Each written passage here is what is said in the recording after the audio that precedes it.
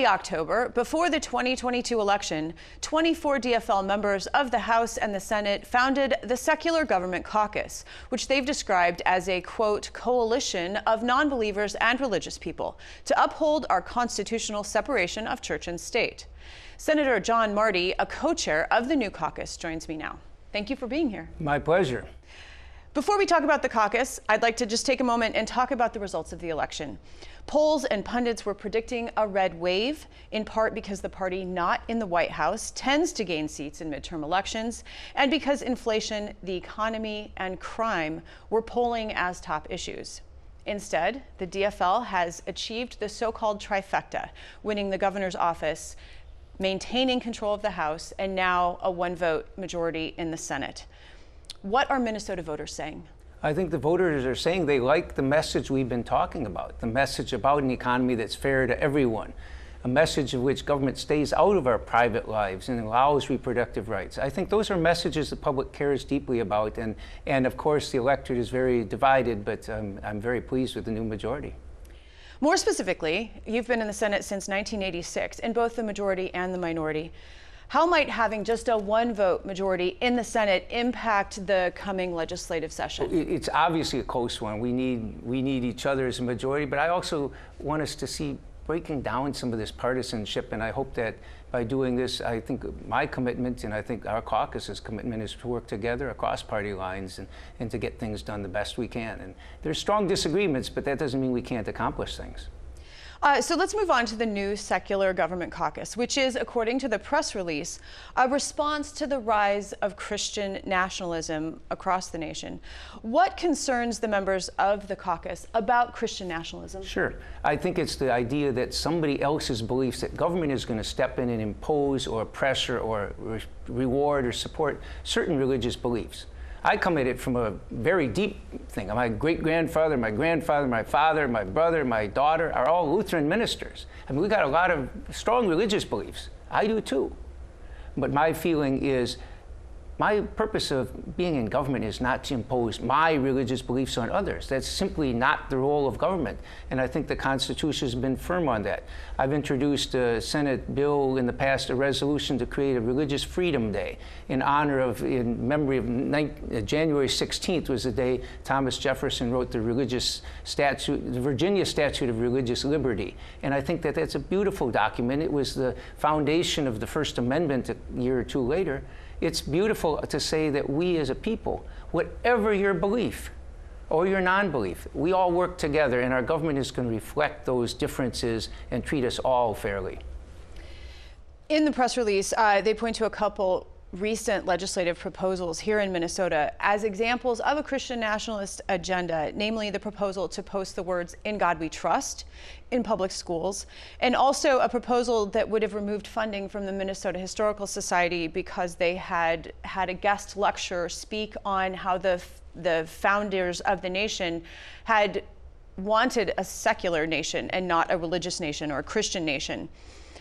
Is there concern that some of these ideas about Christian government are seeping into legislative proposals? I think in the past, the majority of Minnesotans, like myself, are Christian.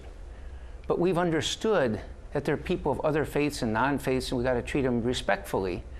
And the idea of a Christian nationalism where that our country is going to be something controlled by people of a certain faith, I mean, that's contrary to the First Amendment. And I think we're getting to the point where we have a lot of people saying, oh no, we want to have a Christian nation. We want to have our nation controlled by Christians. Some of the same people are condemning other countries. Oh, they want to have a Muslim government. They want to have something else like that. And that's never a good thing. It's never a good thing when you have people who are different to say, we're going to impose our beliefs on others. It's not good for religion. It's not good for public. It's not good for government. It's not good for the people. So I think that's what we want to do, is say, no, we're pushing back against this, subtle and bigger steps to try and impose somebody else's religious beliefs on others. I Googled the question, are Christians persecuted in the United States? And there were a number of results, as you can imagine. One recent article in a journal called The Christian Post pointed to some recent high-profile cases as evidence of persecution. The first was the COVID closures of churches. Second was the case of the Colorado baker who did not want to bake a cake for an LGBTQ couple, and that reached the Supreme Court. IRS investigations of Christian nonprofits. There are other examples that they're pointing to as examples of persecution of Christians. If you had a constituent who believed these things, what would you say to them? I'd say if somebody's being persecuted for some reason like that, that's incorrect, that's wrong. If somebody's doing audits of churches or just doing this to them, no, that's wrong. But if they're trying to get fraud where people are doing fraud, we should be trying to crack down on fraud everywhere. And in terms of like the Colorado baker case, the analogy is, well, that's my heartfelt religious belief, so in my business, we're going to not serve these people. We had this fight years ago in terms of Supreme Court had to rule that interracial marriages were not prohibited, because a lot of Christians at that time said, we won't, I'm a landlord and I don't want to rent to that couple because they're interracial. We've said, no, you can have that belief that interracial marriages are wrong, but you can't, when you're running a business, you got to treat people, you can't discriminate against people. And so that's the issue of it. So yeah, let people, if they want to think same-sex marriage is wrong, fine, think it's wrong. But if you're running a business, you can't say we're going to discriminate because of their race, because of their religion, because of their gender, because any of those things. That's what we have human rights laws for, and that's what the Constitution should protect. So I think my response to the person who's doing that is, hey, I respect your religious beliefs. Just don't impose them on everybody else. So in any way, do the results of the 2022 midterm election, now the DFL does have the trifecta, in any way nullify the need for the Secular Government Caucus, or is it important to keep having these conversations, particularly in the current climate that we are still in? I think one of the reasons for this is just so we can keep being aware of some of these pushes, because there's this group called Project Blitz that had all this whole agenda on how we're going to do this, and we're going to do this, and things like abortion were tied to it, and their religious beliefs on it. They're entitled to those beliefs, but imposing them on everybody else is what we're trying to push back against.